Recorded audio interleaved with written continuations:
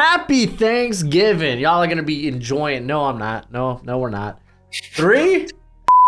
Happy Thanksgiving. A time for good eating, good company, and a good 3-round mock draft. What's crack-a-lackin'? It's your boy, Broshmo, just in case you did not know. So go ahead, become a bro and subscribe. Leave this video a thumbs up if you enjoy the content.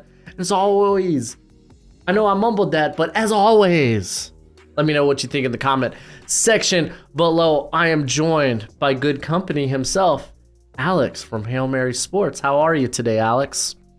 I'm doing great. I actually had to get a pie today from Costco, and I had to sit with a ripe apple pie in my car and not be able to eat it for another couple of days. So I'm losing my mind. But when this video's out, I will be able to experience the fruits of my labor.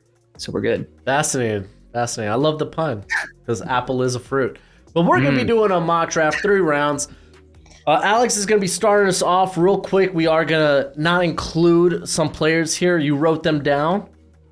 Oh my God, really? We got okay. We're not going to include Shadur Sanders. We're not going to include Cam Rising, who already announced he's coming back to Utah. You got Quinn Ewers, who said he's like 90% sure he's going to come back. Juice Wells already said he's coming back, as well as Jonathan Brooks, the ACL tear. We just assume he's going to return to Texas there. I think that was it. For the Riley most part, Leonard. Riley Leonard, KJ Jefferson. Yeah. But let's go ahead and get to the sucker started with the Chicago Bears. That'll be you, Alex. Yeah, so starting off the draft with the Chicago Bears, because of the fact this doesn't have many trades, I got to be able to, mastermind this a little bit. I'm going to be going Marvin Harrison at 1. Just going to cut to the chase right there. Now, there is the option for Caleb Williams. There's the option for Drake Maye. And if the Bears are sitting here with pick number 4, when all is said and done, then there is a legitimate reason for you to be considering a quarterback. It's the biggest change of positional value, wins above replacement. Also, probably going to save you the most money in the long run. However, I'm not going to give up on Justin Fields just yet. And at the same time, based on the fact that the Cardinals are probably not going to take a QB, we'll still have one of them available at pick number 4, which I'll let Broshmo deal with, all y'all who don't want to get rid of Justin Fields. So for me, I'm going to be the good guy and go after Marvin Harrison Jr., the best talent in the class. Agreed. Arizona Cardinals, they're sticking with Kyler Murray. They've been adamant about that. Again, feelings can change, but as of right now, I'm going to take them on their word. Sucks that Marvin Harrison Jr. is not here. Is what it is, but I'll take the next prospect, best non-quarterback prospect in this class, which could be up to debate. Brock Bowers is really nice, but I mean, Zach Ertz, Trey McBride. So I'm going to go with Olu Fashanu. They could get off DJ Humphrey's contract if they want to and have one of the best, potentially the best young tackle duos in the NFL. Yeah, that's going to be intriguing. Obviously, I just questioned whether Paris Johnson was worth moving back up for if he was going to end up being at right tackle, but we'll see. Well, you can't obviously, predict the future, buddy. It's kind of what we're doing right now. But pick number 3 for the Patriots. This is an easy position. This is an easy position. It's going to be quarterback. The question is, do you want Caleb Williams or Drake Maye? Potential concerns about Caleb Williams being the face of a franchise. And, some of the comments don't seem to be the most leader-like, but the talent on the field is unquestioned. Yeah, his statistics drop versus some top 5 Power 5 teams, but at the end of the day, he is somebody where the plays he makes are not replicable by anybody else. He really is a one-of-one prospect over the past 5 to 10 years. Now, it just depends on what flavor of ice cream you want between a Trevor Lawrence, who's good at everything, and then Caleb Williams, who's going to be supreme at playmaking. For me, I'm willing to take the shot on Caleb Williams and just see what happens from there. If anybody's going to make Caleb Williams into a nice, distinguished gentleman, I feel like it would be Bill Belichick. So Caleb Williams is going to be my choice. All right, so I guess with the Bears, I'm going to take Mitch Trubisky. Damn. You're shooting yourself in the foot. I'm going to take Drake Maye. The gap has closed quite a bit. A lot of that is the play. Not necessarily the play, but to some regard, the play of Caleb Williams, but also the losing going on in SoCal there. But Drake Maye has been pretty darn solid this season. He's got a big arm. He's a guy that I think can make all the throws, and I think he's actually been a bit more accurate this season. Coming into the summer, I was kind of shocked when you look at the adjusted completion percentage. It was like 75, 76%. But then you go on tape, it's like, oh, there's a lot of easy misses, though. You know? And I think those have been a bit fewer and far between in some cases. He has had to battle a very bad defense there at North Carolina. Hey, when your defense is allowing 30 to 40 Georgia Tech, you might not have a great defense. Just saying. Yeah. So he's had to definitely put the team on his back in some cases. So we're gonna go with Drake Maye. We're gonna trade Justin somewhere, get some good draft compensation, and just get that fresh slate on a rookie deal.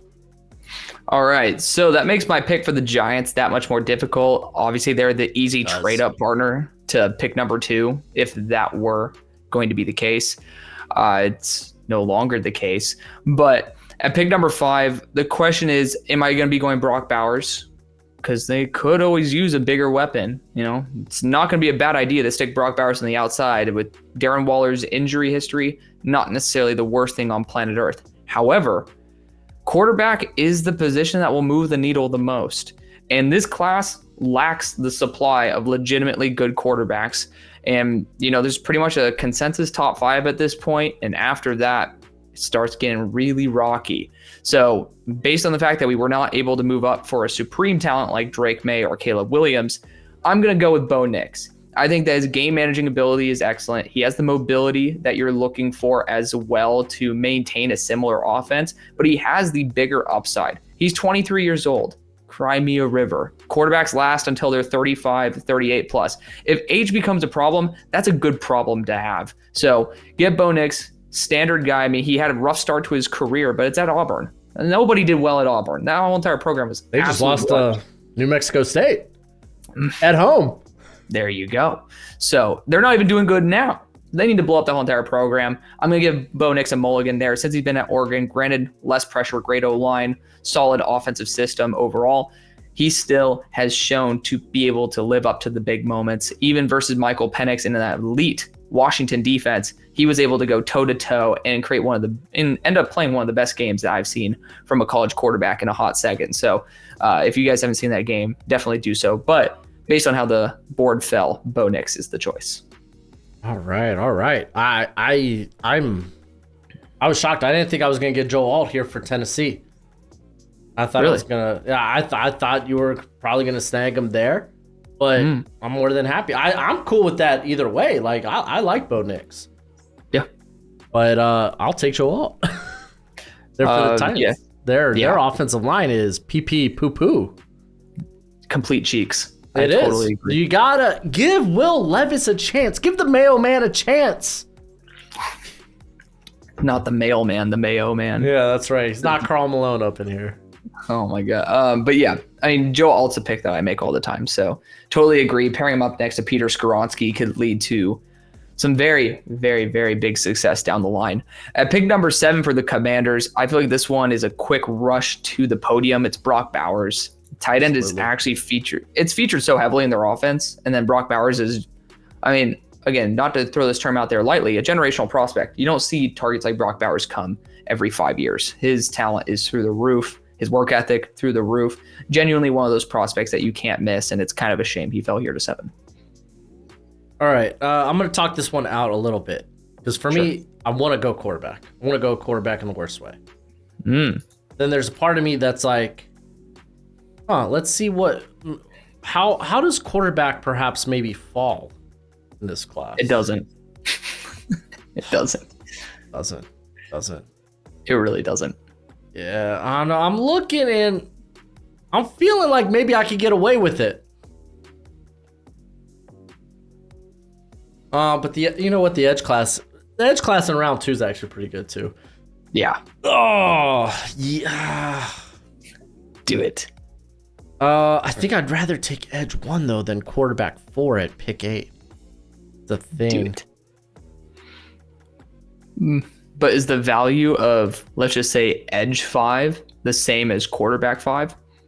Quarterback 6? I'm going to go with Jaden Daniels. Ooh. Okay. Part of this is Arthur Smith. He's going to value the legs. Not to say Michael Penix can't move. He certainly can. There's a difference. But there's a difference. There's a difference. So, yeah. Jaden Daniels, top 10. Golly, dude, this is going to be spicy, bro. Yeah, this is a spicy mock already. I love the idea of Jaden Daniels because of that factor. He's going to essentially be able to run the same exact offense that they are, but at a higher level. The mobility is ridiculous on Jaden. He's been ascending upwards. And also, the Draft Network has a really good jersey swap of him into a Falcons uni. So I'll probably end up opting to put that as a pick in one of my mock drafts in the future, but we'll have to stay tuned for that.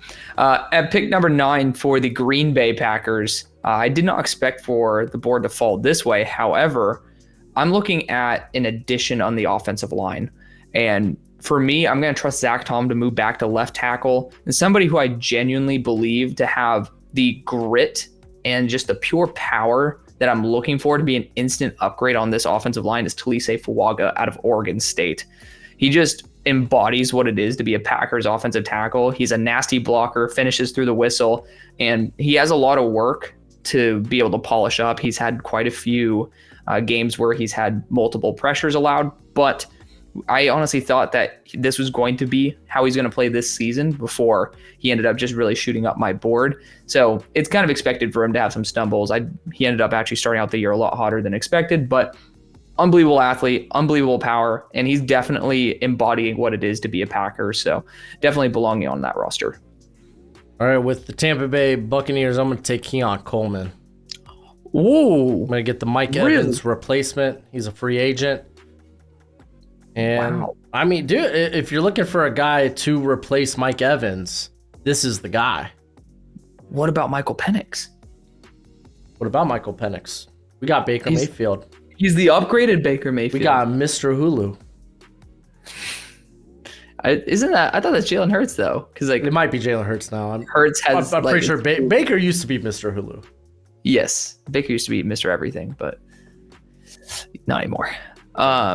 Interesting.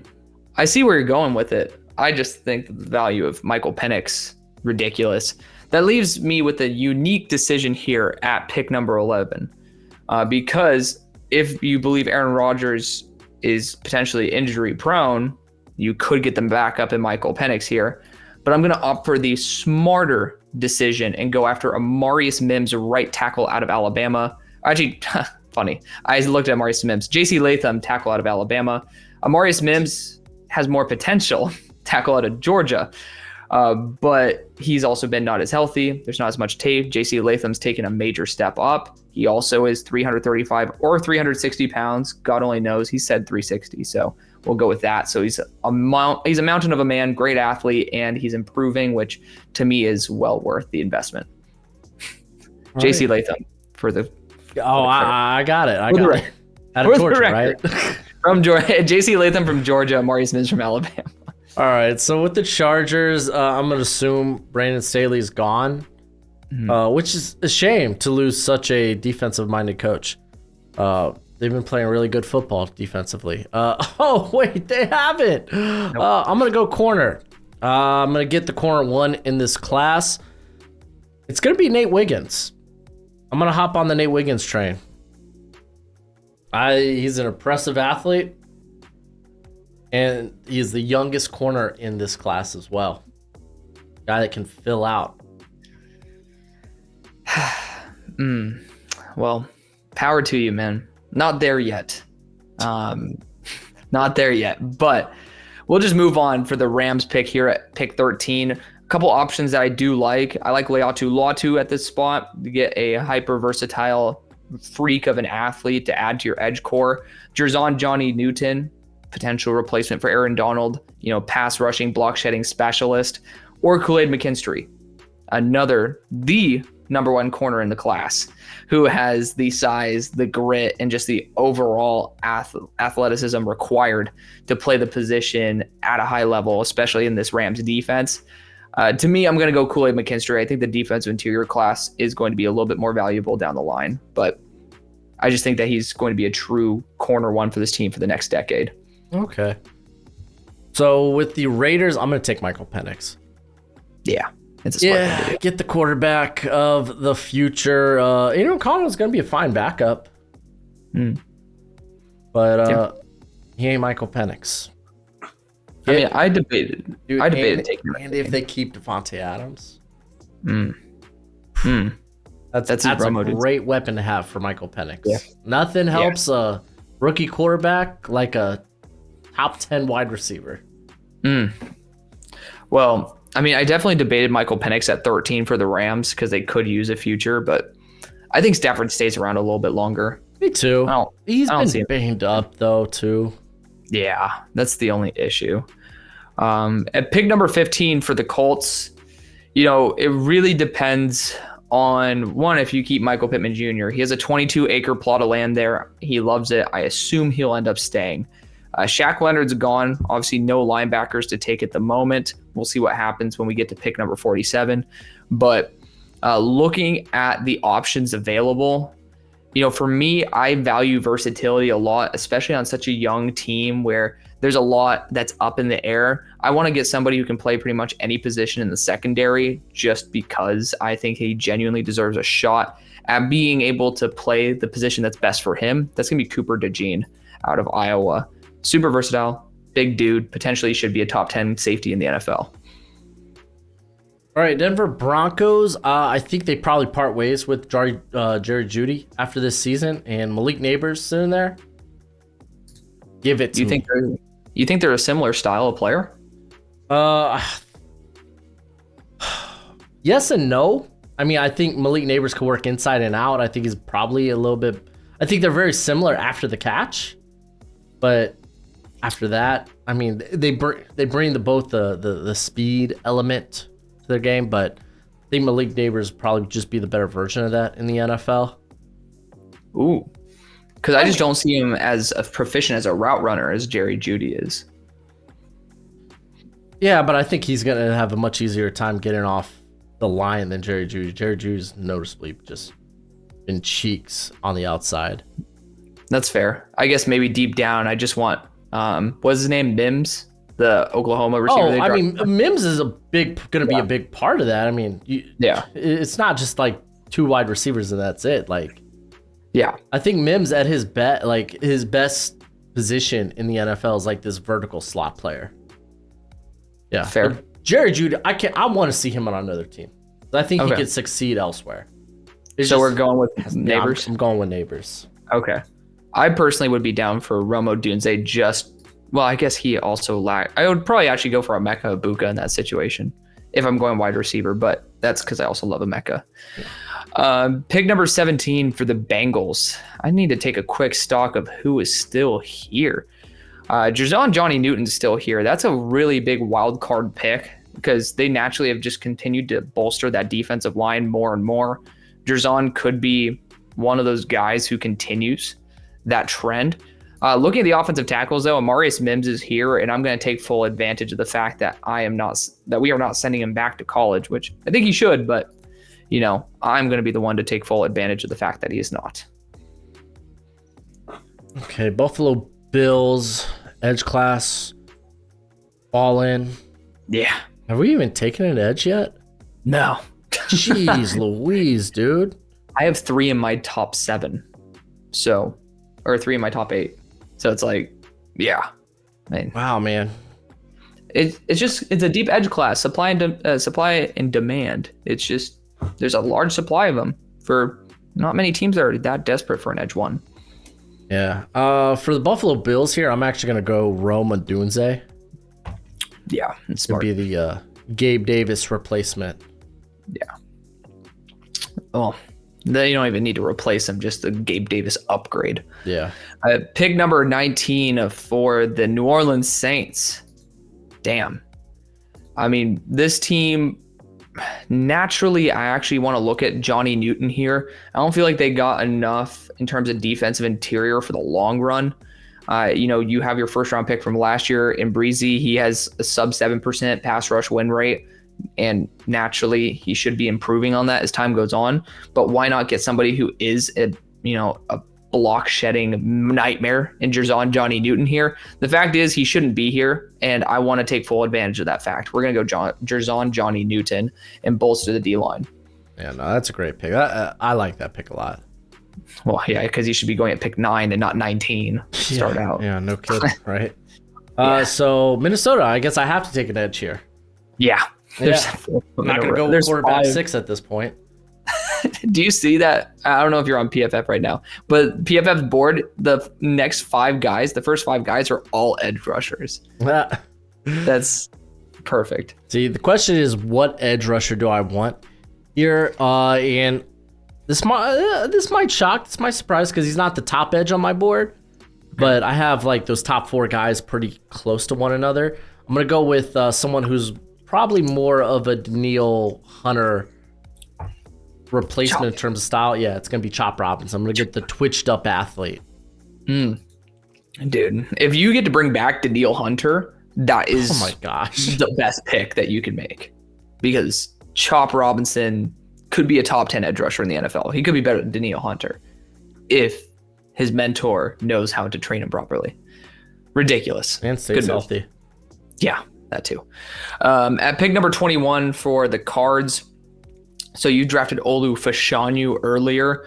For me, I feel like it's pretty straightforward. With all the edge rushers on the board, I personally want to take full advantage of the fact that you're getting a top 10 player at 21. And, BJ Ojolari's there, but naturally you'll always need, especially in a Gannon defense, a lot more than just one consistent edge rusher for the future. So I'm going to go... actually, I was about to say back to the ACC, even though LSU's SEC. We're going to go Jared Verse. Just the value is too good. He's somebody that you can consider in the top 10, probably will go in the top 10, and just provides way too much value on a defense, even though aren't they like leading the league in sacks, or like 6th in the league in sacks? Like, they're doing a really good job, but can always do better. It might be. I mean, I'm sure their pressure rate's pretty. Their pressure rate, yeah. Pants. It might be like a Saints situation last year, where it was like top 5 like in sacks and like bottom 4 in pressure. Pressure rate, yeah. Oh man, this Seattle pick's always tough. Yeah, it's always really tough, man. It's my least favorite. Yeah, definitely. I agree. I think, I mean, with just how the board fell, just keep low, like the pass rush just come alive for Seattle, but you want to just keep adding guys, I think you can with Liatu Latu and Dallas Turner here. And I'll probably go with actually Dallas Turner. Wow. I'm going to stay away from Liatu Latu just because of the neck red flag. Okay, you're going Dallas? Yeah, I'm going to go Dallas Turner. I just think it's the best value on the board at this juncture. He is my edge one, but yeah, I mean, I think so too. I was watching Chris Braswell yesterday, and I just could not stop watching Dallas Turner. I like Chris Braswell, but Dallas Turner's just in another league. Such a good player. Pick number 23 for the Steelers. I'm running to the podium right now because I'm getting Joey Porter Jr.'s number 2 running mate, and that's Kalen King. You have instant chemistry. This team needs a corner too. Levi Wallace is absolute butt cheeks. I know maybe it's a good opportunity to help Kenny out, or potentially whoever the future quarterback's going to be. But for me, if you can get that defense locked down, the rest will come. Our defense already plays at a high level and wins us the game in the first place. So fortify your strength and then continue building on your weaknesses. Man, this Houston pick's also a little tough too. Be nice. By the way, we are free at last. Just gotta say that. Like, bye fucking Crocodile Dundee. But anyway, you can continue. Oh, Canada. Oh, Houston, we got a problem. Do we? I mean, I feel like the talent, Liatu Latu is there. They could bring back Jonathan Grenard, who's been playing really well. Yeah. Emeka Buka, I know everyone would love to pair him back up with Stroud. Be fun. I'm thinking of maybe jumping the gun at 24 on another corner. they should get one for the down the line. There's some good ones on the board still. Yeah. I guess now at this point it's just kind of like, okay, who's the fit? And Denzel Burke. I'm actually thinking of Kamari Lassiter. That too. Yeah. Yeah, I think I'm gonna go with Kamari. I mean, isn't Steven Nelson there for one more year too? Probably, but he's up there in years. Granted, made a very, very good play against the Cardinals. I'm not saying he's washed by any means, but even if he is, they could probably. They probably could get out of their contract if they want to, but it doesn't hurt. Such a volatile position anyway. Derek Steenley's been banged up to start his career. Yeah. I think Lassiter actually be a good fit just for D'Amico Ryan. I think in terms of coverage scheme, them and Georgia are very similar. Well, he can also play a safety role if all else fails. He has the range for it, no doubt. So you're getting someone who's going to be on your defense. Yeah. So pick 25. I'm going to consult with you for this pick, but I'm leaning Graham Barton here. There you go. I was leaning Graham Barton. Jordan Morgan's another name I want to throw into the ring. I love me Jordan Morgan. Jordan Morgan's a solid tackle. And I think if Terran Armstead remains a mentor, he could end up being really damn good. The question is, how valuable do you think Graham Barton is based on the pure talent upside versus Jordan Morgan? I'm curious what your perspective is on that. I think the only question becomes like, is he interior? Yeah. Which is that worth rolling the dice? I kind of view him as, I feel like, I do for too. us, his tackle is just more important. Yeah. With Terran Armstead being, Terran Armstead and missing games. I imagine Austin Jackson just goes to free agency. I don't think I know he's having a good year in a contract year. Pretty unfortunate timing. Yeah, but I don't know if we could afford him. I'm going to change up my pick. That's fine. I haven't selected it yet. I'm going to go Kingsley Suamataia. I think the versatility of left and right tackle provides the flexibility for him to find the best position for himself, and both positions are for the taking. So, good athlete, still learning the position, has some really bad losses, but again, with that mentorship, should be able to get back on track. All right, this might be a little shocking, maybe jarring. I'm going to go Liatu Latu for the Cowboys. Makes sense. Yeah, the value is great. Pairing him up with Parsons is nuts. They have Sam Williams there, but hey, you got a sick rotation. They also still have DeMarcus Lawrence, but at some point, they're going to have to move on. So yeah, it's the best pick at that spot. Maybe Braylon Trice if you believe in him more than Latu like I do, but edge rusher. Trice is starting to turn it on too. Last 3 weeks. Yeah, he had 16 pressures versus Stanford. Poor Stanford. Ridiculous. But still ridiculous. Pick number 27 for the Niners.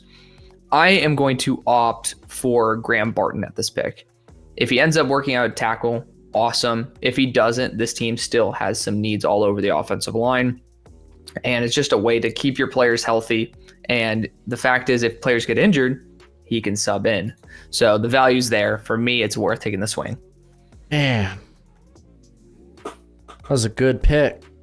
I do like Graham Barton. That was my pick for the Jags. To the Niners? Oh, to the Jags. Don't worry. You can still go and, snag Christian Haynes if you want to. That's a bulky guard right there. If anything, that's a bulky guard. Yeah. No, I think at this point, at this juncture, I probably want to eye one of the edge talents. Ooh. You're not wanting to go Mecca? No, I think he's too similar, or he's going to be a very similar role to Christian Kirk. Really? Yeah, I think they both operate out of the slot. Kirk has been playing more on the outside, but... Didn't Emeka play primarily on the outside with JSN there? I don't think so. Did JSN play on the outside? JSN I thought he was a primary banged up. I know, but they still had years with him. Yeah, well, there was Chris Olave and Garrett Wilson year. That's a fair point. I do love Mecha Ibuka. So. I like him too, man. It's just, I don't know. I'd be targeting a different type of receiver, and given the overall wealth of this class, probably get one, maybe day two. Which still now leaves me to like, I don't know what the hell I'm doing with this pick. He was the boundary receiver during those games. Okay, how often? Like, how many snaps are we talking about? Let's see, snaps by position. He was, so it was originally a 43-23 split, wide to slot, and then the next game it was 35 wide, 7 slot. And then the next game 22-13. And then once JSN got hurt, it was much closer. But he ended off last year 229 on the boundary, 444 in the slot. Okay. I'm just saying that's my argument for a mecha, because I love a mecha. Yeah. And I think he's more than just a slot guy. Which is fine. I mean, I think he's a high end slot player. I think he's up there. I don't think he's like Monroe, St. Brown, Cooper Cup. In certain JSN, how people viewed JSN last year, or I guess earlier this year. But I think he's just like a tier below those guys. Interesting. Yeah. All right. Which, so, I mean, we're in that area for him. I think this is the area to take him. Yeah. Yeah. Yeah. Regardless, I'm still stuck on this pick. I'm thinking I'm taking a versatile edge that could maybe kick interior, which means, oh no, that could be actually Travon Walker. Oh, what do I do with this pick? I think I'm gonna get versatility on the offensive line. Ooh, are you going Troy?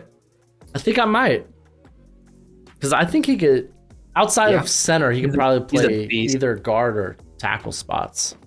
Yeah. So I think I'm starting to warm up a little bit more to taking a interior player in the back end of the first round, just because I think they have the flexibility to play. I have Troy at 27 on my board. Yeah, Troy's good, man. Yeah. He's doing it at left tackle. Yeah. Okay, so here with the Chiefs at pick 29, I am going to be getting Patrick Mahomes, finally somebody who will catch the ball. I believe a mecha can play on the outside, so if you want to put Raw inside, do your own thing. Do whatever the hell you want, but I want somebody reliable, and that's going to be a Mecha Ibuka. So zesty. I like it. Yeah. All right. Detroit Lions, I'm going to stay with Tyler Nubin. Mm-hmm. I like the idea of getting a safety one. They already have Kirby Joseph there. Get a running mate with him. I think Tracy Walker probably is near the end of the road with his time in Detroit. I know that they love him there, and he loves them back, but we get the future here. Fair point. All right, Baltimore at pick 31. They went to Alabama to get one of their star corners before, and Marlon Humphrey. They're going to continue to do so with Terrion Arnold out of Alabama. He is a superstar, ball hawk, aggressive. He needs a little bit of discipline, but someone like Marlon Humphrey, who comes from the same style of defense, is certainly the type of player who can make sure Terrion Arnold ends up being the best corner he can be. All right, I got the Philadelphia Eagles. Quite frankly, I'm between Braylon Trice and JT Tuimoloau. The Eagles are good at addressing a need before it becomes a need. The question is, who do I think probably plays better, sometimes kicking inside? Because I think you may be looking for like a Milton Williams-like type of versatility. I'm going to go with Trice, man. Yeah, it's the best pick. Yeah, I mean, I think JT's more of a freak, though, but... How? In terms of speed, power, size. You think JT Tuimoloau is faster than Braylon Trice? I do. Do you think he's more powerful? I do. In what game has he ever showed more power than Braylon Trice? Could back up the Penn State game 2 years in a row. Any other games? I'm sure they're on there. No, Braylon Trice is a top 6 player for me on my board, so I'm obviously going to be in full support of it for a position of need and a great player value. At pick number 33, starting the second round for Carolina, they've been looking for a wide receiver 1 for a hot minute, and I don't know if there is one that could accomplish that goal. However, I do know somebody who has very solid size, is an elite deep threat, should learn how to be a little bit better after the catch besides just running past people. But his jump catch ability is ridiculous. Great ball tracking skills. I'm going to be going Xavier Legette and staying in the Carolinas to grab your receiver of the future. Yeah, buddy. I mean, even after the catch, I mean, he's so girthy, he's hard to bring down. Yeah. Trey Knox technically is the guy that they kind of trust to do that more, but yeah, X is still a beast. Yeah, Knox is a wee bit inconsistent hands-wise. Yeah, that's for sure. Yeah, that goes back to his days in Arkansas. Mm-hmm. All right, Arizona Cardinals. We grabbed Olu. We grabbed Verse. Who is the next player we snag for this Arizona Cardinal defense? That's the question I'm currently asking myself. Oh man. I kind of got an idea. I want to go with corner. Yes. You're gonna go Quinion Mitchell or something. No, I'm thinking of like the Juju Brents of this class, TJ Tampa. Don't disrespect TJ like that. I'm gonna go with Tampa, dude. I love the guy's length, man. He's been an absolute ball hawk this year. Big part of why Iowa State, who I wrote off this year after their whole little gambling scandal with their players or betting scandal, whatever. I'm shocked. That they were where are they at? Probably like 6-5 right now or something. Yeah. Flabbergasted. Yeah. They're doing better than they definitely should. Yeah. But speaking of a team that should be doing better, New England Patriots, and they will be with Caleb Williams. Now, yeah, they should be, that's for sure. In theory. In theory. For me, it's down to Troy Franklin, Johnny Wilson, and Jordan Morgan. I think the receiver class is deeper. Therefore, I'm going to go after the consistent veteran in Jordan Morgan to play that bookend tackle spot. Ooh. You really just did that to me. I did. Oh, buddy, man. All right. Well, now I'm here looking receiver because I was gonna go Jordan Morgan for the Giants. Yep. All right. There are. I mean, luckily, receiver is plentiful in this draft. Get Troy. Pair him up with Bo. Oh my gosh, I didn't even think of that. I was gonna go with Brian Thomas, but I love that better. Yeah, for the storyline. Oh, let's do it. Troy Franklin. Yeah, for the storyline. I mean, we just had to. I think right now Brian Thomas is kind of in the same boat as where Troy Franklin was last year, where it was like unbelievable ability, just still figuring out as a route runner. I feel like Thomas is doing that just at a better size. Yeah. But dude, man, we are the New York Ducks. Let's go. Ducking wins. That's what they're doing right now. But at pick number 37, unfortunately not this past weekend. Yeah. Oh, not even talking about that. It could end up having Drake May or Caleb Williams if you didn't do that, but topic for another day. I'm going to be going Tyler Guyton here. I think the upside's worth taking a swing. The right tackle spot needs considerable help for the long run. I just believe Tyler Guyton has the best chance of giving you that. And just take it, enjoy it, forget about it. Forget about it. This may be interesting. I'm going to complete the overhaul of the offensive line. Ooh. I'm going to go with my top center in this class, Jackson Powers Johnson. JPJ, dude. Interesting. Okay. I like it. I was kind of hoping that he'd fall to the Steelers, so I could say JPJ back-to-back second rounds. But yeah, I mean, do your thing. I am taking him a little earlier than I probably want to, but I mean, they're not going to throw. You can't throw Aaron Brewer back out there at center. No. Okay, so Washington again. I'm going to be going JT Tuimoloau. Edge rusher is a pretty big need, and obviously he fits the exact size profile that you're trying to use to replace Chase Young. He has great ability overall.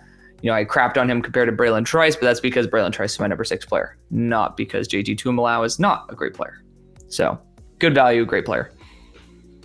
All right. Okay, Packers. I think Rudy Ford's a free agent. They're not packing much there in safety. I'll go with Cam Kitchens. Yeah. Ridiculous that, at the start of the year, we kind of thought that he'd be gone by 15. Yeah, man, just the consistency.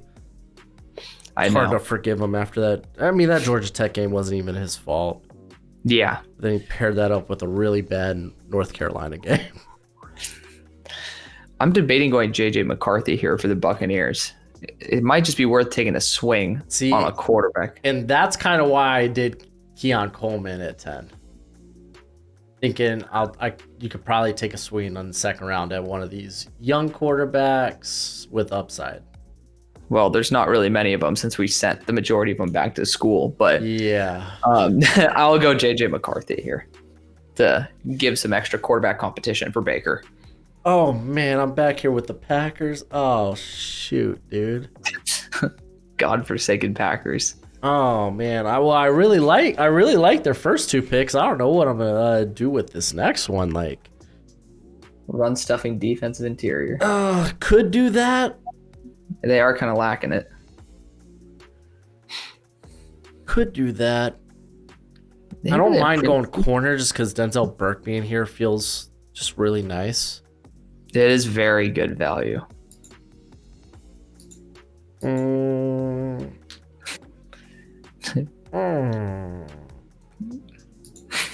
sound like a Minecraft villager.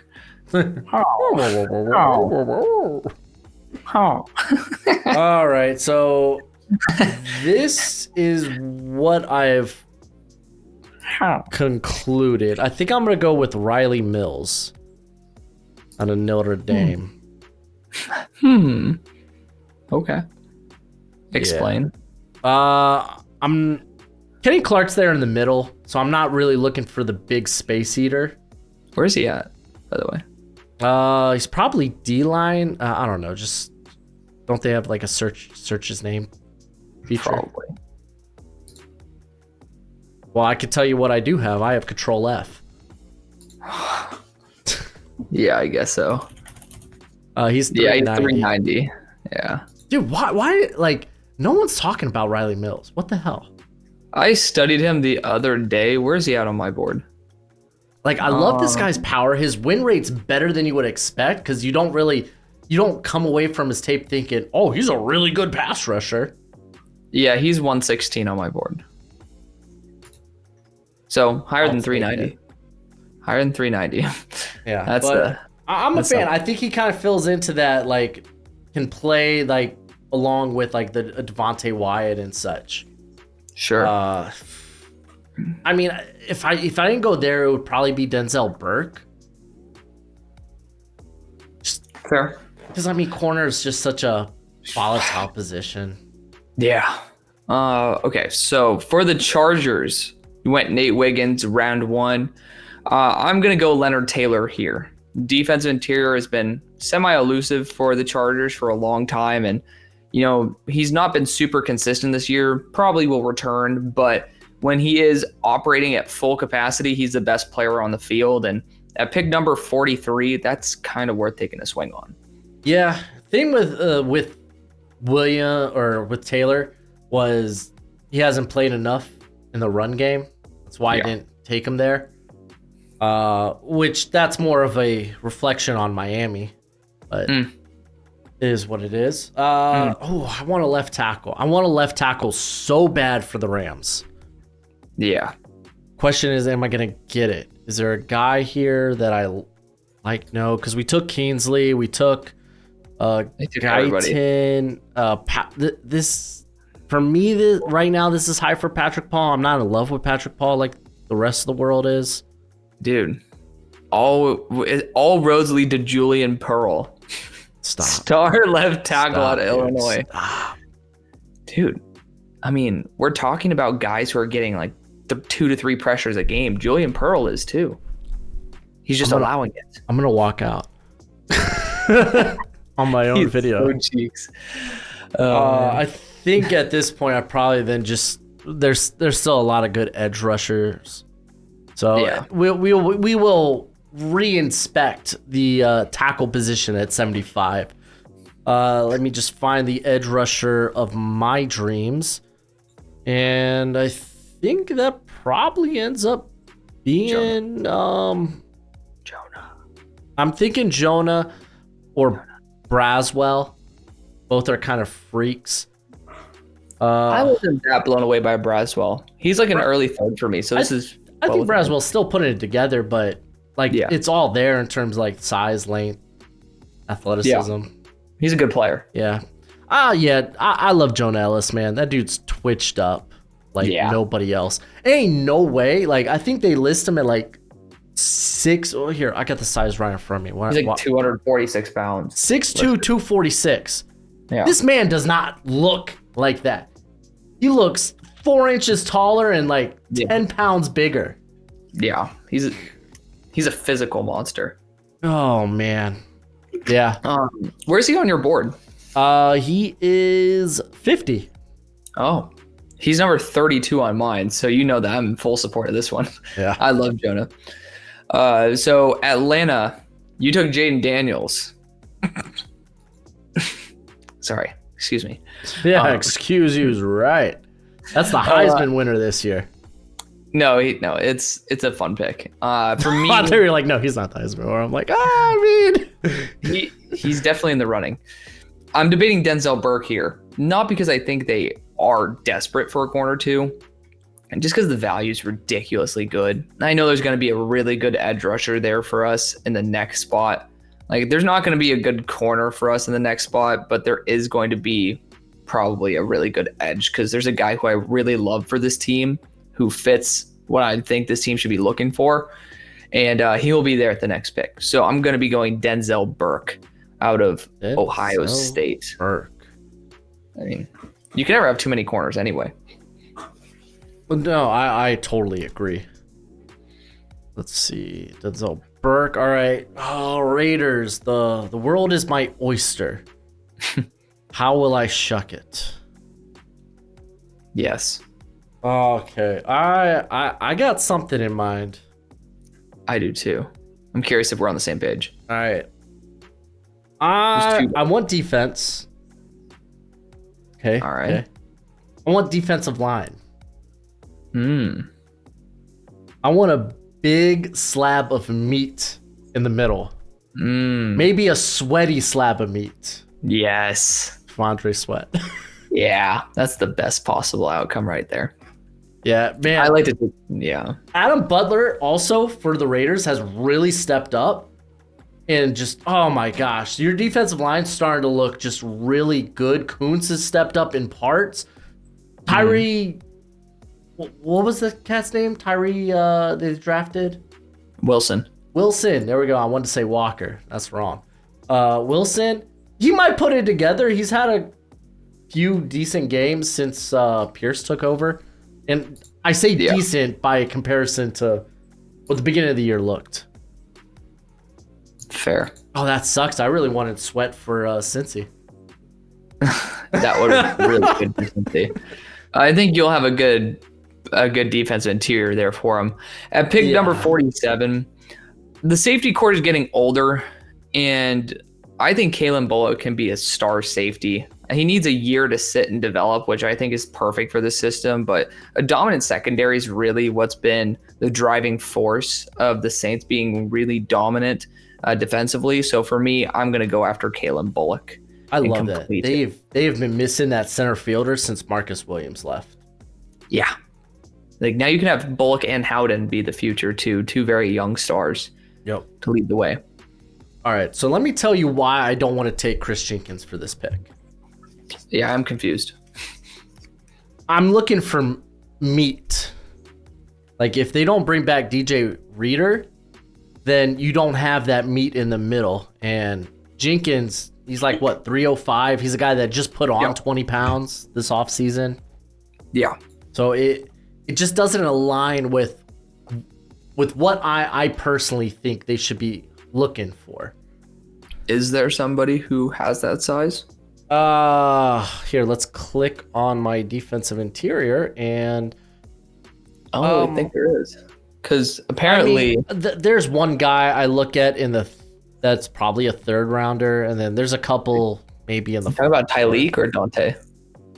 No, I'm talking about McKinley. He's 320. McKinley, 325. Yeah. And then I'm thinking Nazir Stackhouse, day 3, if it comes to that. Yeah. I did not like Nazir. He's fine. He's literally just fine. That's the thing. Like, he's not bad. He's just fine. Yeah. So it's like not fine league. NFL. All right, so if I'm not doing that, I gotta be doing something else, right? So this is a great wide receiver class. I feel like I have to jump on that, and I do think Brian Thomas has the chance to be special. Go back to LSU. Going back to LSU, man. I'm doing it. Joe Burrow will be like, oh, I could smoke cigars with that guy. All right. Well, Indianapolis, we're back. We got Cooper DeJean in round number 1. I'm going to start the linebacker run, and I'm going to start it with Junior Colson out of Michigan. 6'3", 247 pounds. Oh, I like that. I'm not that high on Colson, but I like Colson a lot. Yeah, he's my number 1 linebacker in the class. He's just consistent all around and genuinely somebody that could be a good leader, has great size. There's not many linebackers who are above 240 in this class. A lot of them are very, very undersized. So you're also getting a pretty good commodity right there to help out in the run game as well as have some pass rushing upside. All right, so this is actually where I'm going to take Chris Jenkins for Buffalo on the interior. Daquan Jones, once again, gone down to injury. Granted, last year he went down in, I think, the playoffs, so it was like one game. Yeah. But he means a lot to the middle of that defense. Like, he legitimately does. So I think adding Jenkins next to a real penetrator in Ed Oliver is just chef's kiss. And I mean, this is really good value at this point. Yeah. Okay, so the Eagles, we got Braylon Trice taken already. I'm down to 2 corners that I really want to take off the board, and that's Dwight McLaughlin as well as I'm stuck on Dwight's name, Josh Newton. Like, both of them spectacular players. I think both of them should be going before this. I also just want to throw, well, actually, for the sake of the fact that you'll have the next pick, but I'm curious if we'll end up on that same train. There is a certain player on the offensive side that I think would be a very good addition. Linebacker, yeah. Linebacker, there is, I don't think you'll end up taking him at 64, but I'm curious if he would be in your thought process. Linebacker, I just don't feel like Howie would select one at this point. Like, corner does feel like the position he would go after, and I want to show some love to our guy here. So let's go after both yours and my favorite corner pound for pound in the class, Dwight McLaughlin of Arkansas. When healthy, one of the most dominant ball hawking corners in the nation. I love the McGlove. The McGlove. All right, Minnesota, we couldn't get a quarterback in the first round. I think I'm going to take a quarterback here, though. Ooh, who? Did they go back to school? He might go back to school, actually. I'm going with Carson Beck. Oh, out of Georgia. Wow. Some people think he could be a first rounder. I actually like him much better as a day 2 player, even if he does come back. Like, he's got a good frame, he's got a good arm, and I just don't think he does, like, he's not special, you know? Yeah. But he plays the position really well. Like, it's starting to click for him. There's not a lot of, like, you're not going to see him put the ball in harm's way a ton. Yeah. He's typically calm, cool, and collected under pressure. Though it's not like he's facing true adversity there. Sure. It's not like, oh, he's gonna have to fight from behind. This is Georgia we're talking about. Yeah. You know, they're, if anything, they're at most they're down maybe by one score. So like he hasn't really had to face true adversity, but guy that was highly recruited and he's got the arm talent, and I think he looks better than Stetson Bennett did last year, but I was never a big Stetson Bennett guy, so. Fair. Okay, so for the Giants, I'm down to 2 players. I'm down to Chris Braswell, and I'm down to Christian Haynes. I think offensive line is not a bad move for this team, and it really would be me praying to God that we're going to see the growth curve that has not been very present for Evan Neal if I go Christian Haynes. I do know that edge rusher number 2 is a pretty vacant spot that is very much in demand on this team. But I also know that there are quite a few really good edge rushers down the board that we could probably have at the very nice pick of 69. So with that being said, I feel like the offensive line class could also be solid at that point. So I am going to actually go after Chris Braswell because I do think that the edge talent drops off enough to where I think that I would have a better guard at 69 than a better edge. Yeah, I kind of agree with that because the edge talent does kind of fall off a cliff. Yeah, I have one more guy who I have as top 32, but I know that I'm probably the only person on planet Earth with him in the top 32. Is it Barron? No, he's slid down. He's still a round 2 guy for me, but... Oh, I finally got to those, on a side note. I finally got to those Washington State edge players. Oh, yeah? They're fun. What do you think? They're fun. Yeah. I really like Ron Stone. Oh, yeah, RJ? Yeah, I really like him, but yeah, I think they're pretty solid. I just kind of think they're day 3. Yeah, which is fine.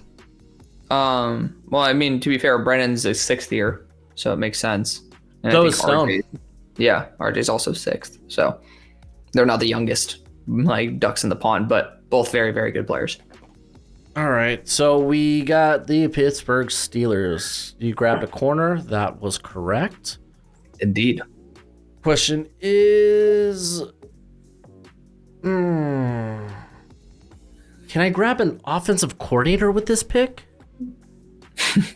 Don't worry. We'll end up getting a Ken Dorsey. We'll be all right. All right. Shoot, man. Golly, dude, there are a ton of wide receivers here, but not really a position I want to address. Yeah. We could go take a shot at linebacker. I'm gonna go with Stutzman, man. Did you see his tweet or his Instagram? Yeah, post? Dude, I love it. I love that one. What did he say in it? Something about being white. I'm like communion. I'm the cracker with the juice. Cracker with the juice. I mean, that is a Pittsburgh Steeler at heart. So you're going Danny? I'm going Danny, dude. Yeah. I am the cracker with the juice. He's still my linebacker one, man. Freaking love him. He's my linebacker too. I love Danny Stutzman. Yeah. Colson's real good too. Yeah. They're different styles of linebacker though. Like Stutzman is raw but hyper athlete, and then the juice. But Colson's more so all around. With the juice. At pick number 55 for the Texans, I'm looking at a couple defensive interior players at this pick because I do think they need a little bit of help there on the interior. Mason Smith is the guy who comes to mind just because the talent is extremely untapped. He has a ton of potential as a pass rusher, and then because he's 3'10" and very athletic, he is very viable as a run defender as well. The only other guy I'd toss in there is Dante Corleone, because I do think that his ability to push the pocket is crucial, and he does have the size to back it up as well. So I'm going to go with Mason Smith because he has the higher ceiling, and I'm going to trust D'Amico Ryans as an elite level head coach to get the most out of him. Nice. I think he's been playing a lot of nose this year too. Mm-hmm. Which is weird from playing edge. Yeah. Leonard Taylor's been doing the same thing. It doesn't make sense. Both of them should not be playing nose. No. Both of them should. The Cleveland Browns, I kind of want to just go with the best player on the board, and for me, that is A.D. Mitchell. Yeah. Yeah, I imagine things are about to get very expensive for the Browns. There's going to be some cost-cutting measures in town, and I feel like Amari Cooper could be a part of that. So that'd be stupid. They got Cedric Tillman, but I mean, Mitchell's a little bit different. Dude's got that speed, and I think he's a really nifty route runner. Yeah, you actually really liked him coming into the year, right? I did. Still like him a lot. I think he's a good player. It's a good pick. Just especially stacked class. Yeah. I mean, DPJ decided to up and out it to Detroit, so that role is certainly available. For the Cowboys, I'm having a hard time passing on Johnny Wilson here. I think that he could provide a unique ability to this offense that I haven't seen. However, I do still see Josh Newton on the board, and I know Deron Bland's been playing amazingly, but ultimately, you're going to need more than just two corners. Stephon Gilmore coming back, that's wonderful, but that to me, I think Josh Newton provides a more stability. And stability is key in the NFL, especially at the corner position where so many guys get hurt. It's just a rotating position that you need a lot of depth at. This dude is literally 15 minutes from Arlington. They get to see him shut down people all the time. When they lost by like 41 points to Kansas State, Josh Newton didn't even allow a single yard that game. So it just shows that even in big losses, this guy can still remain a very competent defender. So I'm going to give him the love he deserves. I'm going to go Josh Newton. Okay. I'm not there with Newton. I like Newton. I guess this is actually kind of the area I would take him in. Yeah, it's a late second pick. Yeah, I wouldn't take him in the first, but second round, nah. Yeah. Why not? Come on, man. I would potentially take him for the Niners, hence also another reason why I would take him for the Cowboys. Yeah, I would have loved him for the Niners. Yeah, I do have a corner though. Ahead of him. Is that Quinion? Dude, hell yeah, it is, dude. 12 pass breakups this year. Freaking loving. Was it Maction right now? Who? Just midweek Mac. Oh yeah. I was watching Toledo and Bowling Green. They had to come back from behind. Honestly, that is probably some of the best college football you will see is Mac football. It's just fun as hell. But he had the game-ending pass breakup. Dude, he's reported to be real fast. I don't really see the speed people are stating. They're like, oh, he's gonna be like 4.37. I'm like, I don't see that. But this guy's quality. Like, he put up good tape last season against Marvin Harrison Jr. Didn't allow the touchdown, but I mean, it was an absolute dime by freaking Stroud. Just put it where only Harrison could get it. Yeah, I have him with elite ball skills, not a great run support, not really a big physical guy, but solid all around. There wasn't really much that he was bad in, so to speak, except run support. Yeah, I mean, they play a lot of off coverage stuff there at Toledo. Yeah, so you're going Quinion, by the way? Okay. Quinion, baby. So to Quinion and beyond. Or Quinion and beyond. To infinity and Quinion. I am going to go for Kansas City, Johnny Wilson. He plays primarily in the slot. Jags. I'm kick it to the boundary. Huh? Did I say Jags? No, you said Kansas City. Oh, well, I mean, I meant the Jaguars. You got PTSD. You're already thinking of your next pick. That's what it is. I know. I was going to go, hell, if he's there. The reasoning is because I don't want him going to Kansas City to play the tight end of the future. But Johnny Wilson's going to play the boundary wide receiver there in Jacksonville. Jeepers. He's deserving. Jinkies. He's well deserving of being a boundary wide receiver at 6'7", 240 pounds, elite contested catch threat. Granted, we've also seen a billion unfortunate drops here and there in Jacksonville. So this is right on brand. Continue the team identity. So Johnny Wilson here to the Jags. So my Dolphins, I see picks that could be made, And then I see Xavier Worthy. And I'm just like, do you just like put more speed on this squad? No. I'm having a hard time saying no, dude. He's not that good. He's not that good, but he's that fast. And this is actually, I think this is probably the good range for him. It is, but for the Dolphins, what other players would you take? I was thinking maybe like a Christian Haynes or a Cedric Van Pran to pair up on the interior. Christian Haynes. Be nice. Robert Hunt is a free agent. They better sign him. He's their best offensive lineman. I actually think I'm going to go with like speed kills. Xavier Worthy would kill. Dude, Jalen Waddle, you got Hill, and now you got Worthy up in there. And I'm just saying, Tyreek Hill said after his contract, he's done with football. I'm going to take him at his word. You got to start looking for that speedster elsewhere. All right. So with the Kansas City Chiefs pick, finally, I'm actually here. Hallelujah. I am going to be looking on the defensive interior because I do think they need to have at least contingency plan there. For me, it's down to Ruka Rorho, Tyleek Williams, and Dante Corleone. Actually, Byron Murphy, too. That dude's been killing it. He's been solid. And is what's his name? The Texas guy they drafted last year, the big dude. What's his name? Coburn. Yeah, Keandre Coburn. Is he still there? Yeah, he's just not. Yeah. I mean, he's buried. Yeah.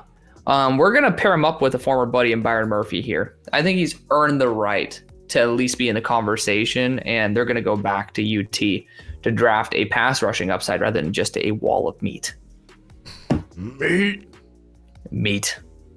All right. So we could go corner, but I'm looking at these other corners. And I'm just like, yeah, I probably like them a bit better, mid to late third. Like, probably get them there. There's not really one guy that's like sticking out like, oh, for me right now. Yeah. There's not one corner on the board right now that gives me that tingle in my pants.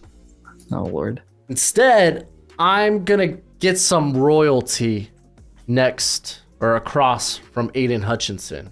I'm going to go Princely out of Florida. There you go. Yeah, Princely is great value.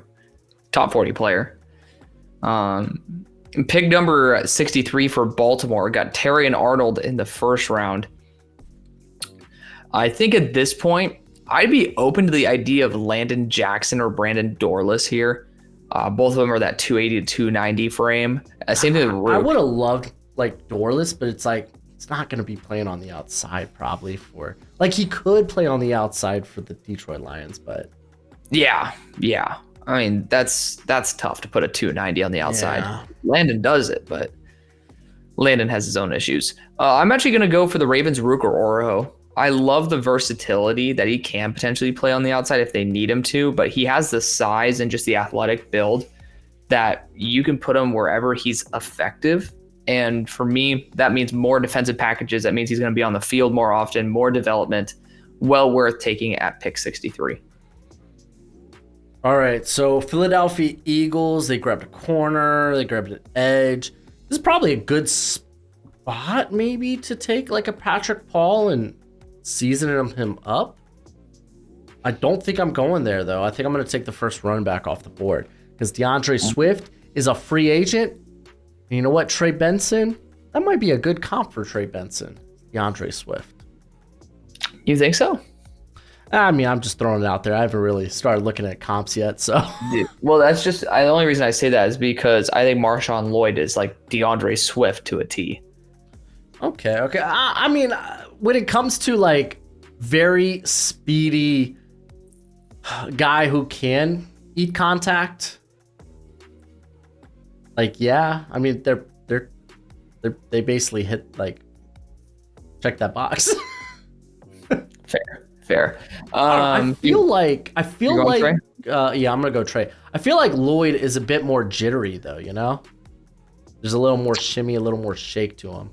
That's why I just felt like I was watching Georgia version of DeAndre Swift because I loved it. Big fan of that. Okay, so for the Panthers, this was the guy who I was trying to debate on for New York, and I think I'm going to end up with him here. I'm going to go Xavier Thomas out of Clemson. He's a top 32 player on my board. Freak athlete. He was supposed to be the next first round edge rusher out of Clemson after Cleveland Ferrell ended up getting drafted number 4 overall. He was supposed to be the better version of him. Athletically speaking, he's unbelievable. I want the consistency to improve, and obviously health-wise, he needs to stay on the field the whole time. But ultimately, this guy's talent level is through the roof. And funnily enough, I think I just stayed in South Carolina for both picks. Or is Clemson in Alabama? I've stayed in the South for both. But no, Clemson's in the Carolinas, bud. It is? South Okay, Carolina. that's what I was thinking. What other school is in? Oh, it's Auburn. That's in Alabama. That's what. Yeah, I knew it was one of those schools, but yeah. So saying in the Carolinas there with Clemson, but yeah, Xavier Thomas, unbelievable athlete, and a lot of the reps are actually extremely translatable. So I feel like he's one of the most under the radar players that I've seen. So got to give him credit where credit's due. All right, Arizona Cardinals. I'm just gonna kind of take the best player on the board. I'm mainly looking for like defense as I could build in. This guy, he basically fits like the versatility I imagine a Gannon's gonna look for on the defensive line. I'm gonna take Landon Jackson. To me, Landon Jackson has one unbelievable game, and that's about it. Outside of that, it's pretty like middle end. Like that Alabama game's really good, but like outside of that, I feel like he hasn't been like jaw dropping. I mean, I get it, the way this guy moves at 6'7", 280. Yeah, it's pretty nice. It's pretty swifty, but I feel like he probably ends up coming back to, especially now that Sam Pittman's coming back for Arkansas, just to kind of like get more of a bigger repertoire, more consistent play, more dominant play consistently. Yeah. Landon Jackson's a good player. I studied him. I officially graded him yesterday too. And, you know, there was a lot to like. And I purposely didn't watch the Bama game. I wanted to watch the Ole Miss game because similar, I mean, honestly, they have good enough talent. But, you know, he has a lot of traits that if used properly could end up being really a big difference maker. And he could essentially be the backup to Cam Thomas there, or at least challenge for it. So I like that pick. Pick number 67 for the Patriots. We have a tackle. We have a quarterback. There's one position left. There's one position left. And I'm looking at two different players at wide receiver. I'm looking at Jermaine Burton because I fell in love with Jermaine Burton. He's a beast. But I really want to get a wide receiver 1 build. I want someone who could be a true wide receiver 1. And that's Jalen Polk. We decided not to send him back. I think he should go back, but you know, the value is too damn good. He's, I believe, 6'2", 204 pounds, or is that right? I think he is. Yeah, 6'2", 204. He is, yes, what you said. Okay. Yeah. So he has a ridiculously solid frame. He has some games where he absolutely lights it up. You know, for me, being able to stand out in a receiving core that has that much talent on it, even Jalen McMillan, he's no bum. Like, he's able to step up out of nowhere and garner a top 64 pick or top 64 board spot as a wide receiver too. That is well worth being able to send, especially since he has that size and that build, to a team that's been kind of desperate for something like that. Okay. Hey, quick idea here. If we didn't go Marvin Harrison, what do you think about Tez Walker pairing back up with Drake May? Oh, that would be fun. That'd be fun. I'm not gonna lie, the other name I was thinking of here, I was like, I mean, they could go in on receiver, maybe Ladd. Ooh. Slot. I know, Damn. right? Damn. Change your pants. Damn. But I think I'm actually gonna end up jumping in on some of this interior talent. Center's kind of been a revolving, not really a revolving door. They just couldn't, like, it's not been good. Yeah, Whitehair hasn't been good at center. What they had Mustafa last year or something. Mm-hmm. Yeah, it's in there. Yeah, so I think this is gonna be Cedric Van Pran for me. Great value. Yeah, I think Really. that's a good fit for a Getsy scheme too, if he's still there. Well, I was debating on getting Christian Haynes for the Giants at 53, so I'm just going to take him here at 69. He's my number 11 player on my board. That's the most perfect number.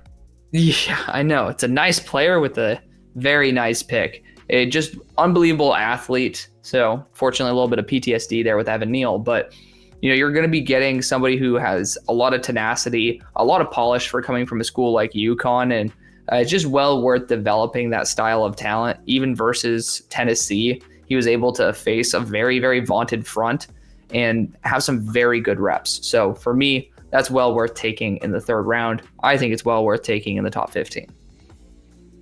Very nice, very nice. Arizona Cardinals, we have been loading up the defense, and I'm not gonna lie, I feel like I might be doing that some more. Again, I'm taking a quick look right now, just at the roster for the Cardinals, because I'm just kind of curious, like who do they have? They can use some linebacker help, dude. That's literally the position I'm thinking, because they've been playing Collins off the edge. Yeah, they could use some help there. Oh yeah, dude. Chris Barnes, honestly though, this week he had I didn't realize he was as fast as he was. He had a play where he was just like freaking hauling tail down the sideline. I was like, golly, what corner is that? Oh, that's their linebacker.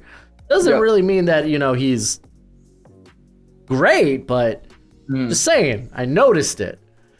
I'm pretty sure that actually Arkansas put Landon Jackson in coverage on a running back one time. That just made me think of it. I was like, you gotta be kidding me. So speaking of Landon Jackson. Yeah, I think I'm between two linebackers here. I think I'm gonna go with the upside of Barrett Carter. It's worth it. Yeah, and I think honestly, the other linebacker I'm thinking here, I honestly think Carter's probably the better coverage guy. Mm-hmm. So I'm just gonna go with that. It's worth taking the swing on them. Yeah, I mean at this point, yeah.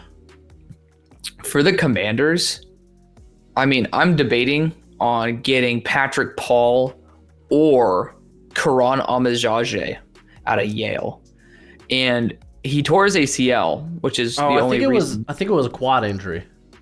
What was it, quad? Even better. Okay, there, even better. Yeah, I mean, I think it puts him out of the All-Star circuit, but he would be ready by the season. I think this guy deserves 1 year of development, and he's worth taking a swing on. He's going to be a left tackle, super athletic, one of those guys that I have a lot of faith in. Karan Amajaje out of Yale. Interesting. I'm a big fan of him. He's top 100 on my board. Yeah. He's around that vicinity, like 100, 110 for me. Yeah. If healthy, he would probably be in like 64 range. Yeah, if healthy, I imagine I'd probably move him up after the All-Star circuit. Yeah. But Tampa Bay, we got Keon Coleman, we got JJ McCarthy. What is next? Oh man, if only there were more edge rushers I liked in this class. I might just send it with Brand. Oh, they just got Kalijah Cansey last year. Yeah. Brandon Dorless honestly probably plays a similar role. Yeah, it plays like identical role. Yeah, son of a gun, dude. Because I think Dorless would. I would personally love to take Dorless higher than this, but yeah, just couldn't find the right spot. Yeah, so yeah, I think I'm just avoiding edge at this point. Which means about Chris Abrams-Drain, versatile DB. Yeah, I mean corner's the other thought. Yeah, Caitlin Carson too. Yeah, because I feel like I don't love those corner options here, and it's like they have a lot of money invested in corner. And that's like the one thing stopping me. Granted, they haven't been like really healthy this season, like Carlton Davis and Jameel Dean. Matter of fact, I think they both left the Niners game early, which just turned into a crap show. What I'm thinking about is they haven't given Devin White a long-term deal, correct? I don't believe so. I didn't see it in the news, but yeah. I'm a little bit laggy in terms of contract renewals. Well, I mean, we have Google right here. I would have seen it. Yeah, I think I'm gonna go with probably Edering. Yeah, Oh yeah, I keep forgetting that he was drafted like top 5. Yeah. So I was like, why is his first round contract like so good?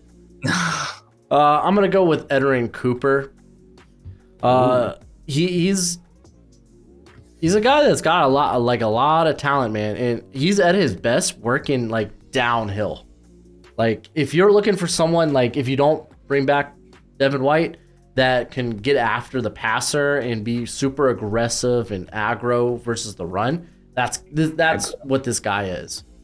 Yeah, we're gonna go with Cooper here. He currently his girlfriend unfortunately passed away today, and her family her family has a GoFundMe. I might just put that in the description now that I mention it.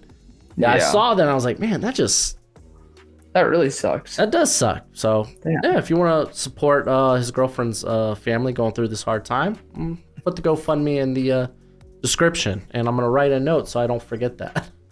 Can you imagine like this video goes up? There is no link in the description.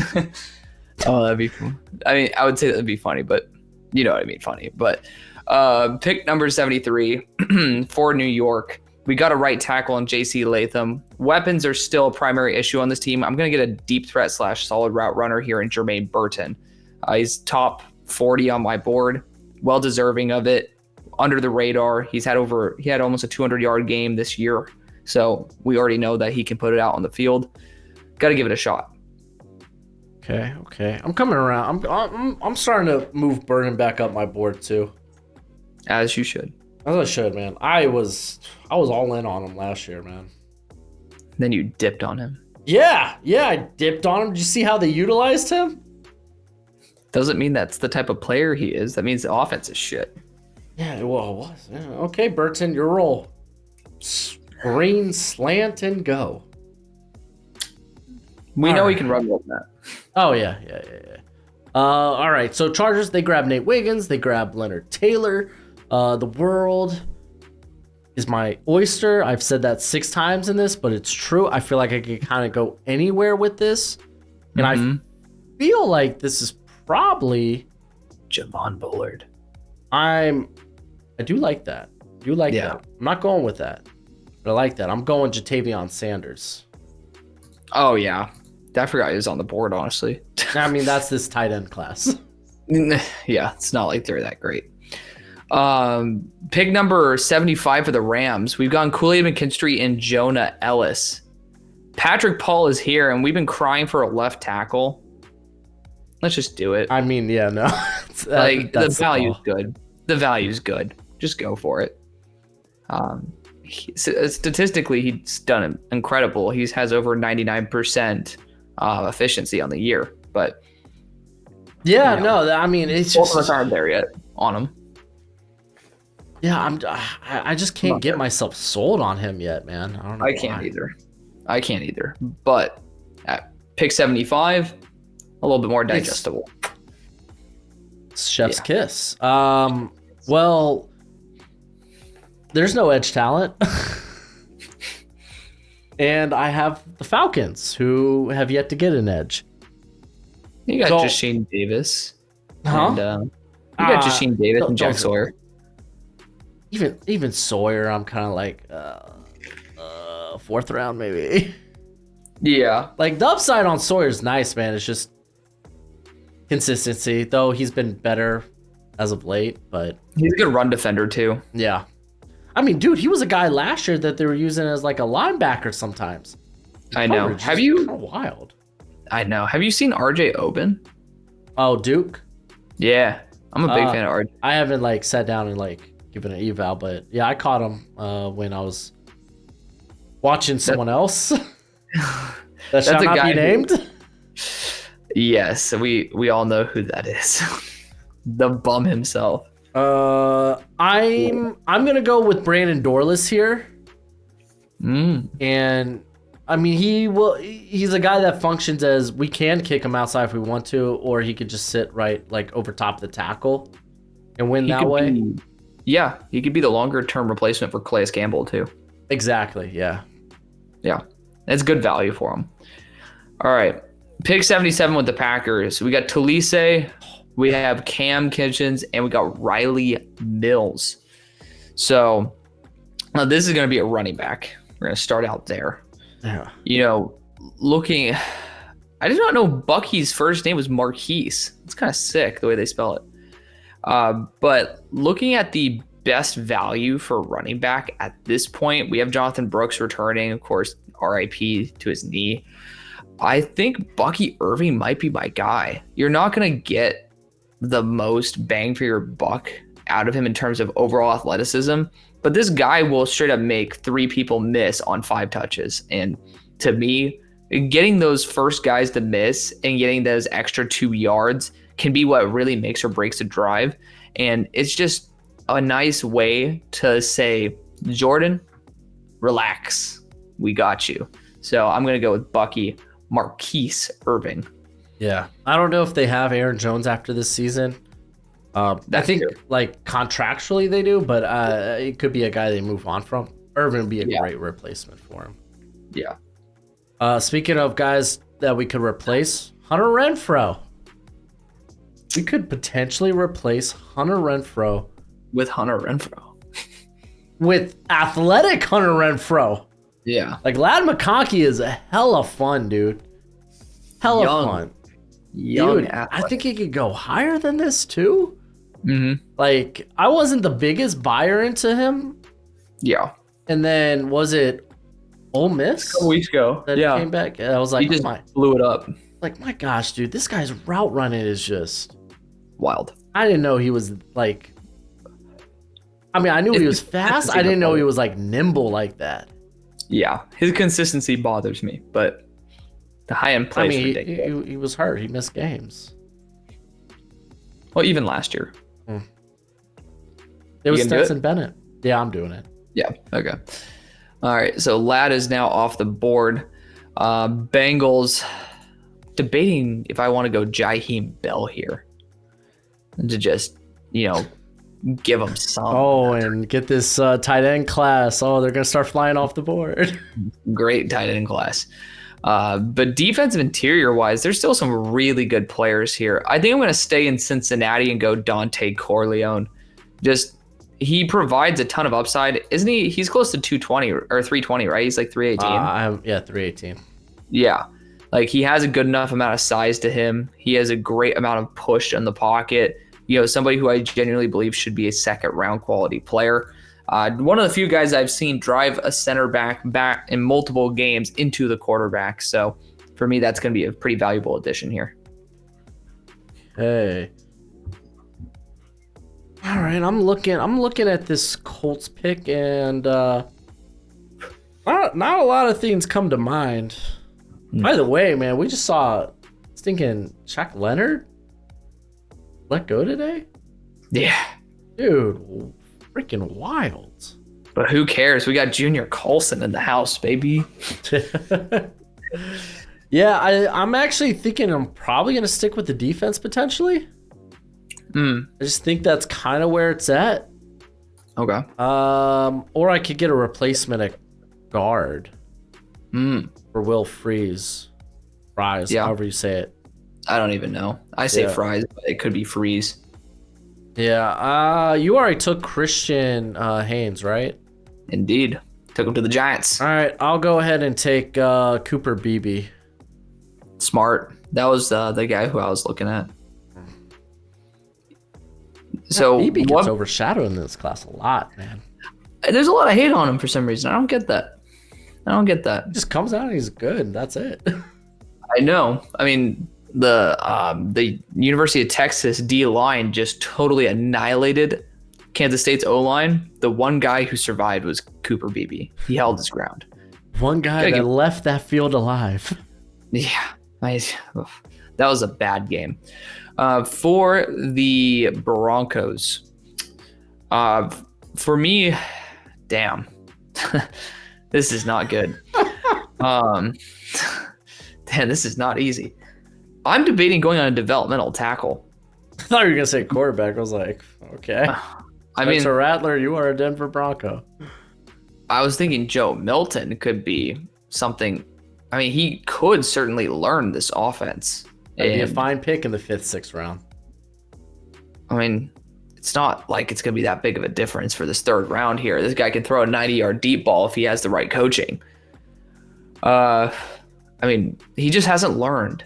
That's the thing. I was hoping to see development, and he just hasn't developed. He stayed the same guy, if not worse. And that is the most irritating thing on planet Earth. I'm going to go Javon Foster out of Missouri here. Ooh. I have heard a lot of complaints from Garrett Bowles about losing. They're not losing right now. But you need a contingency plan in place. Javon has the upside to be a true starting tackle in the NFL. He needs a mentor as well. Injuries happen. This guy's great to fill in. He's also a really damn good run blocker. Alex, I'm about to do something. Uh-oh. I'm about to do something with this Green Bay pick. Oh, no. So it's very likely Aaron Jones, A.J. Dillard are all gone. You're going to get fucking Braylon Allen. Braylon Allen. We got thunder. We got lightning. Damn, if I knew you were gonna do that, I would not have gotten Bucky Irving though. I didn't know I was gonna do that until just now. R.I.P. What? Did you just freeze? Oh, there you go. you froze for a second. I essentially froze as well. Dude, I mean, I would have went Marshawn earlier. This is a team with the who? I would have went Marshawn Lloyd earlier because I think that's more lightning than Bucky. Oh, Bucky does it in the passing game though, too. He is, but he's just not that fast. He's athletically limited. I don't think he's necessarily that limited. I think he's just short, so he's got them small little strides. Regardless, for pick 83, I'm going to be going at linebacker here for Seattle. The question is, do I want to get someone who's short, slow, but smart, and Jeremiah Trotter Jr.? He's not a great athlete, and he's 6 foot. You know, I'm just saying you really sugar your words well. I mean, you just got to call it as it is. This is good value for him. That's why I'm considering him. Do I want to get someone who could blitz off the edge and Tyron Hopper? I think we already got enough of that with Dallas Turner.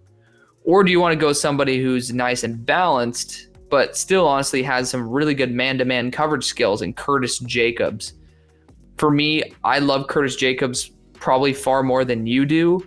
I'm going to take him here. He's a bigger hitter. I don't think that he's going to be primarily a linebacker, like a pure Mike, but he is close to 240 pounds. He's well deserving of the respect for at least consideration. And for me, I think that his overall coverage ability can put him a little bit over the top.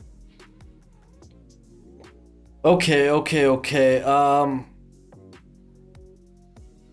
This one's gonna be interesting because the player I'm about to get here, I actually have his teammate at the same position higher, but not much higher. I'm gonna go to that corner position and I'm gonna get Anais Rakestraw Jr. out of Mizzou. Ooh, yeah. Simply, he's got better size than Chris Abrams-Strain. Yeah. But both are having bonkers years. I love Chris Abrams-Strain, but I think I'm going to go with a little bit more of the size there. Yeah, I don't blame you on that one. I have him actually listed on my 2025 board because I do think he potentially comes back as somebody who I'd at least consider for the first round of that one. So I do like it quite a bit. For the Steelers, looking at the players who are left, I might be in the mood to check out Zach Frazier for a center, but I'm actually going to go after another center who probably will return since his quarterback and running back probably will return as well. That's going to be Bo Limmer out of Arkansas. I think that he's extremely smart, extremely athletic. He needs a little bit of tweaking in terms of his overall mechanics goes. I think his feet get too close together. That could be an easy way for a defender to completely shed and go up the field. There are issues, but that's why we're getting him here. And I think the upside is worth taking a bet on. All right. Okay, again, I think if I'm Arizona, I'm just taking the best players on the board. The question is, do I want to take a running back here? Could. Not particularly. Like, I could take Blake Corum, but I think I'd rather take just keep adding to the defense. Do you want to go Jeremiah Trotter and pair him up with Barrett Carter again? Oh my gosh, can you imagine? I'm actually gonna go with Javon Bullard. Yeah, Javon Bullard's so good. Such good value. Though now that you say that, I'm like, ooh. That would have been cool. Okay, so for Seattle, screw it. Screw you as well. I'm going Joe Milton. They need at least something exciting, and having a guy who can throw 90 yards to DK Metcalf, I don't care if he sucks at the rest of the game. In pre-game.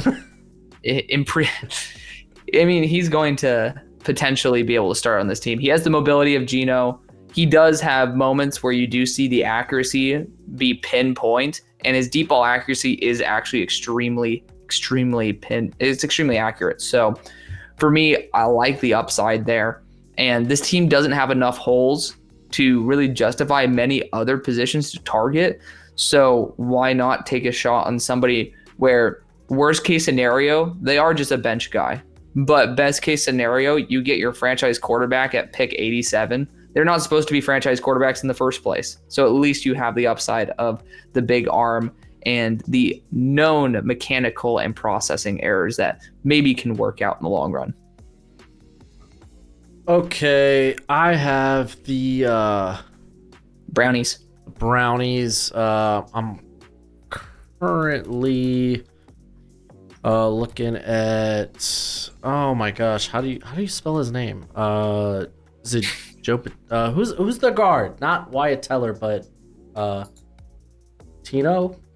Oh, Joel Bitonio. Is it Joel? Okay. Yeah, Joel Bitonio. Who are you thinking of here? I'm thinking of, because like a Zach Zittner, someone maybe as like just looking ahead contract wise. Zach is such good value at this point. Yeah, that's what I'm thinking. Oh my gosh, dude, that contract. Oh, it's got void years, that's why. What do you think about safety? I'm forgetting who's up for a contract. I know one. Grant Delpit has showed out. I think he's proved his worth, and I think he'll probably be a low cost bring back. So looking at Makuba here, because he's like kind of like that slot safety option. Yeah, and he's been playing pretty well. But I mean, they're so good at corner that they have Newsome in the slot. I'd kick him to safety. Kind of a stud. I would move him to full-time safety. That's what I'm saying. Yeah. Which is fair. Like Makuba, honestly, I think Makuba could play anywhere you want him to on the defensive back end. Yeah. I think I'm actually gonna go with Zinter just for the value as someone that can start later in the future. Do they have him listed as a tackle? I don't get that. That doesn't make any sense. He's 6'6", that's why. Fair. Okay, at this pick for the Niners, I know he hasn't been playing necessarily all that well, but I do like the flashes that I've seen from Blake Fisher. And he's a guaranteed tackle, and he's a right tackle, and it's not like you get much worse. And they've gone to Notre Dame before. So for me, I think it's the Niners pick. It should be a kicker. I'm not gonna irritate the Niners fans. That's bad luck. But Blake Fisher is going to be my target for him to be the future at right tackle. Oh man, I'm not gonna poke the beast like that. Oh, I love it. I love it, dude. I love people that were just trying to justify the Jake Moody pick in my comment section. I was just like, yeah, I'm glad no disrespect to those people in the comment section, but I'm glad they're not in my comment section. I did not have any supporters of the Moody pick. Dude, like, wild. It's like the best rookie kickers this year were UDFAs. Yep. All right, I'm picking for the Jags. Take notes. I really just kind of want to take best player available at this point, but it's not going to be a running back, and that happens to be the best player I do have available. Talik Williams is interesting. This is where I start to have all this defensive interior kind of bunched up. So it's really kind of like a close your eyes and take a pick. I'm looking at my board to see who's the next available. That's worth it. I have 2 guys in my top 60. Well, good for you. I'm curious to see if you're gonna take one of them. I'm thinking I'm probably gonna just take Talik, get some more interior depth. Okay. You can do it? Yeah, he's outside of Blake Corum. He is the next best player on my board, so. He is one of those people who are on my board. He was top 60. Yeah, Talik's nice. He's nice. I do like him. Cowboys. Blake Corum. Cowboys, no. I'm not going Blake Corum. I am actually going to go Marshawn Lloyd. Mr. Fumble himself. But that lightning is ridiculous. And I think it's worth taking a shot on at this point. Okay, Kansas City Chiefs grabbed Byron Murphy. No relation to the corner. Mecca Buka. All right. I'm not going running back. So let's take a gander. Down the board is where I get to like my Jack Sawyers. Rod Moore, not a bad grab. He's all right. Yeah, he's all right. I mean, I like him. Yeah. What about Jaheim? He fits. The Texas. No, Jaheim Bell. The Florida State tight end. Be a long-term answer for Travis Kelce. I'd rather look for that answer on day 3 in this class. I think Ron Moore though could probably come in and like, because Ladarius Sneed is a free agent. Ron Moore does have a very flexible body type. But if I'm doing that, then Colleen Carson's kind of the better fit. You know? For what's his face? Spag's system. Yes, Colleen. Is it Colleen? It's Kalen. Kalen? Well, you made it sound way more fancy than it was. Colleen. Colleen. He was a Francais. Kalen. All right.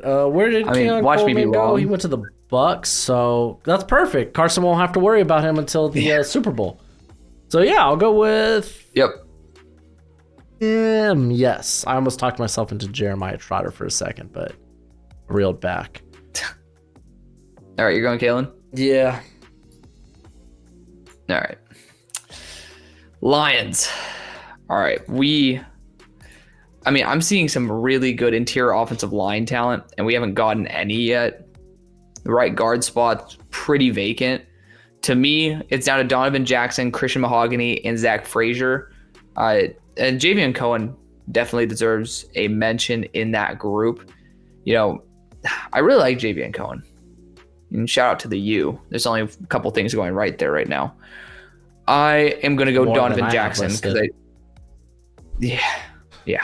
I'm going to go Donovan Jackson. I think the athletic upside and the fact that he could potentially be a tackle if you need him to play that. He has crazy length. You'll kick him to right guard. He is a natural left guard, so there will be a little bit of a transition time. But I think if you end up bringing one veteran in for a portion of the year, you're going to be able to give enough time for him to develop and be a true starter. Okay, for the Ravens. The Ravens. Oh, Canada. Okay, I kind of wouldn't mind a project tackle here. Okay. Question is, I don't think that tackle is here. Yeah. It's a thing. You want to go Jonah Monheim to pair up with whatever the guard? In that system, probably not. Wait, who did they draft last year? Andrew Voorhees. Jonah Monheim and Voorhees back again. You know what? I think this is where I go Blake Corum. Yeah. Gus Edwards, He's nice and all, but I mean, if you're looking for your running back tandem of the future, Blake Corum and Keaton Mitchell, just sex appeal. Yeah. Okay, so with the Texans, I'm debating going Jeremiah Trotter Jr. here. I think the value is incredible. I don't think they need linebacker that badly. I want to look at a couple other options here, though. I mean, I'm trying to see if there's a big body boundary guy who I would like to pair up. But pair up with Lassiter? No, boundary wide receiver. Oh, I was like, you mean Derek Stingley? Yes, Derek Stingley, yes. Derek Stingley does exist. They're kind of... No, there's nothing. I mean, Walker's probably the next guy. I'm going to go Javian Cohen. I think they could use more consistency on the interior of the offensive line. And Javian has so many reps that I could see him being a legit starting caliber guard. I think it's worth it. Okay. So I'm going to go Javian Cohen. Is that the end? That's the end, dude. Wow. Oh, they don't have compensatories. Yeah, we don't have those yet. Does. Wow. We end off on a guard. Sorry, y'all. Should have ended off on like a bigger bang, but apologies. I'm going Spencer Rattler. I know. He's going to come in and he's going to compete for that starting job. Oh, my God. But geez. Man, dude, very interesting. It's always fun seeing what players fall. Yeah. That's the most fun I have, where it was like this was the whole running back class, essentially. I mean, it is what it is. It's a deep running back class, too. Yeah, it is. What we ended up only taking 4 or 5 rounds. Oh, we didn't take Henderson either. Henderson's kind of coming on, too. I was surprised you went Corum above Henderson, but that was more so type. Yeah. I mean, and the running backs that I drafted weren't like the speedy guys. Braylon Allen, Blake Corum. They were like, okay, these are going to be the complement bruisers. Yeah. To Keaton Mitchell. That makes sense. So if anything, you dropped the ball. I don't think so. I got Marshawn Lloyd and Bucky Irving, who are better than Trey Henderson, but that's a conversation for another day. Yeah, you can save that for your rankings. But that's it for the video, man. Oh, happy Thanksgiving to everybody. Hopefully y'all have a great Thanksgiving. Enjoy your food. Enjoy the family or whoever you do spend it with. Yes. Alex, where can they find you? Well, you can find me at Hail Mary Sports. You know, I'm pretty much everywhere. Twitter, Instagram, YouTube. Feel free to do all that fun stuff. Join the community. Come hop along. If you like this content, you'll love mine too. Maybe not. If you don't, that's okay. Just come try it out. We'll accept the ad revenue if you don't like it, but we still love you. Anyways, I'll let you let it. But hey, man, it's been fun. It's been real. I love when I can include someone else in these mock drafts. It just makes it just more fun, more interesting, seeing someone else's point of view and whatnot. But that's it for the video. Go ahead, do that YouTube thing, and as always, until next time, be easy, my friends. Later.